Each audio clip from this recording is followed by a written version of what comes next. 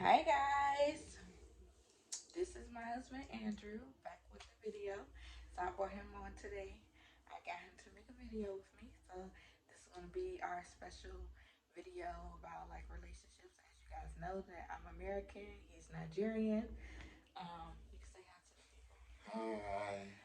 people. So we're just gonna make a video today. I guess talking about what it's like to be married, trying to merge as one. You wanna start? We can start. Okay, as far as dating, um, dating was really a smooth transition. I don't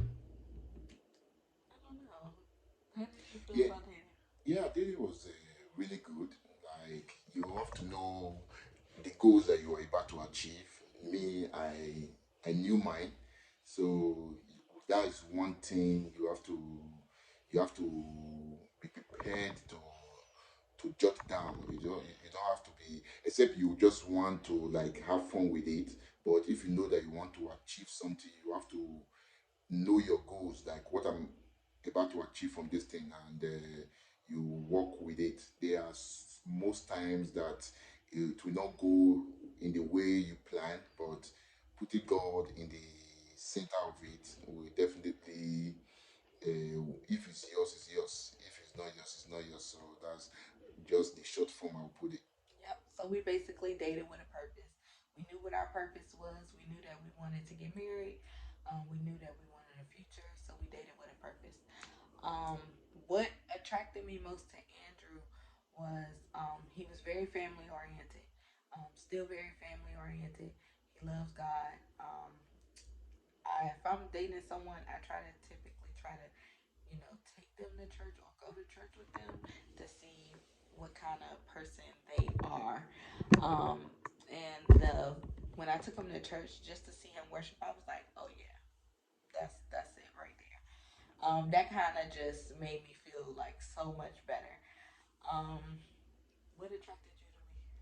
So the something is that there's different things that attract you to someone. So you just have to find that and probably see if it's really true. For me, what attracted me to her was that her head was like down to earth. Like she was not like all those rouse girls, party kind of ladies that she go to party and like party, but not those. Smoking was one. She doesn't smoke. She doesn't drink too much.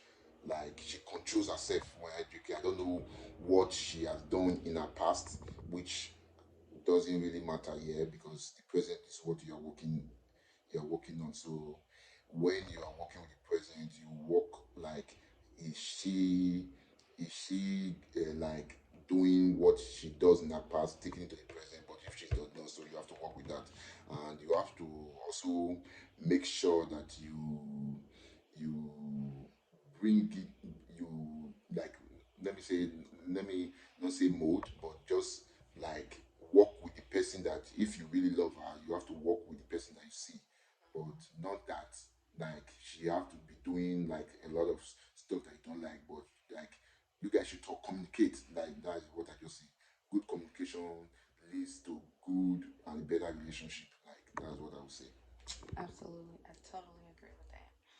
So I guess now being married, um, it's not really hard for us as far as marriage. Things is going pretty great. Um, I love his family. Like I know most people be like, "Oh, I can't stand my mother-in-law." Complete opposite for me. I love his family. Like, cannot wait to meet them, squeeze them, love on them. Like, I just love them. How do you feel? Yeah, I think that the other step is also to be able to cope with her family, and for her to cope with my family. So right from day one, she spoke with my family, and they loved her, and she like loved them too. So that's one thing, you like, for me, like what she said earlier, I'm a family person. So if there has been a comma there, probably I would have been kind of worried to some extent. But our own family is very nice. I love her. I love her. our mom, our stepdad, our grandpa, our grandmom. Yeah, those are really our dad. Like those are really nice people. So you don't have to be. All families have one issue or the other. Yeah. Like there's no perfection when it comes to that. Like there are time of crazy, there are time of this thing. So, but it's just that one thing you need to work with inside is the love. Is there love? So when there is love, there is always agreement to come together. So that's the thing. So that was one thing, and it's something that walking into it, I know that I was walking into a godly family, which the uncle was a bishop, and that means that oh, there is, and the dad was a bishop before, so or a retired bishop, so that means that there is a godly trait in it. So that was like something I was so keen about. Like, okay, this is good because it's very is I would not say it's hard to see godly women, but it's very like kind of Hard to hard to come see by. a family that is like so planted in the root of godliness. So that was something that was very very amazing. Yep. Do you have anything else that you want to add? Yeah. So I will tell you guys that you have to give it a chance. You don't have to hide behind your past. You don't have to hide. Oh, like I know that so many ladies or so many men have done one thing or the other. But if you don't give the next one a chance, you don't know. So you have to set your goal. What are your goals?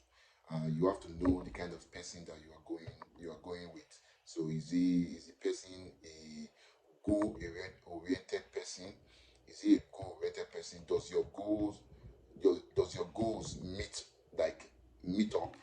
So are you seeing a future out of it? So these are the things that you need to look at too. So you cannot be with someone that you are not seeing a future out of it. So it doesn't really matter if you are the most beautiful woman in the world, or you are the most handsome man. So if there's no future, there's no future.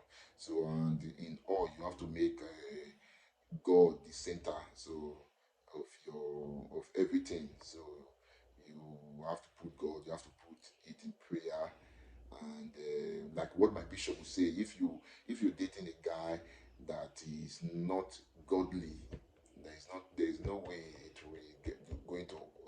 will work.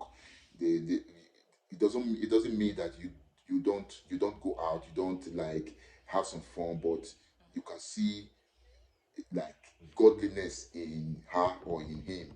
So Right. that really, that this guy. So what I mean about godliness, like it's another way of conscience. If a guy is not godly, he doesn't have conscience. So and when a guy or a girl doesn't have conscience, you cannot work with that kind of person. So you have to he or she have to be godly for it to to materialize to something meaningful. So that's what I'm saying. I told you guys, stay connected with God, give the present a chance, don't stick to the future, and you will definitely achieve your desire. And something is that you don't need to be so keen. Oh, I want to get married. I want to take your mind off it. Do things that make you happy. Take your mind off the married stuff. Walk with God, fellowship with God, and you see that those things that you desire most will come in. Yep. Totally agree with you saying. 100%. Definitely take your time.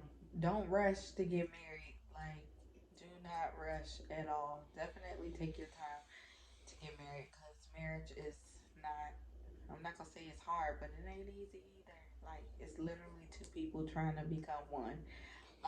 So definitely take your time, and when it's your time, it's your time. Your time is gonna come. That doesn't mean that you have to be promiscuous. As far as women, you don't have to be promiscuous and try to sleep with a man and get what you want, because by you sleeping with that man, he just gonna get what he want and dip off and go to the next. Like, that's that's not how you will a man in. No, you gotta will him in with showing him your true traits, and showing him your true traits is not giving your draws like the first day. So that's my story there, or that's what I have to say for that. But yeah, that's it. That's all for this video. I hope you guys enjoy. That's it. Bye.